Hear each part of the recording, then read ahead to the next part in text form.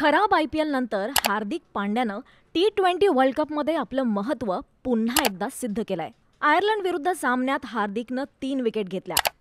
9 तारखेला भारताची लढत पारंपरिक प्रतिस्पर्धी पाकिस्तान विरुद्ध असणार आहे. या लढतीतही हार्दिक पांड्या हा भारतासाठी ट्रम्प कार्ड ठरू शकतो. पाहूयात कसं.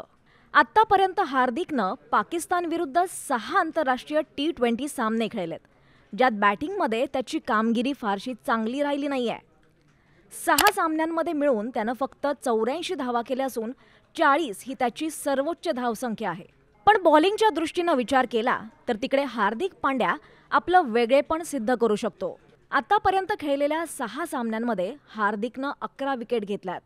यामध्ये त्याची इकॉनॉमी ही 7.5 इतकी होती. 8 धावा देऊन 3 विकेट ही त्याची सर्वोत्तम कामगिरी आहे.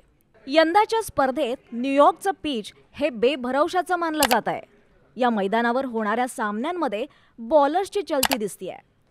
मधल्या फळीत बॉलिंग कोण करणार हा यक्ष प्रश्न भारताला नेहमी सतावत असतो. पाकिस्तान विरुद्ध सामन्यातही तो नक्कीच सतावेल.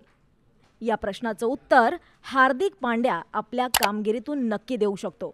पाहूयात, कारण घोडा मैदान जवळ आलंय. Bureau report, NDTV Marathi.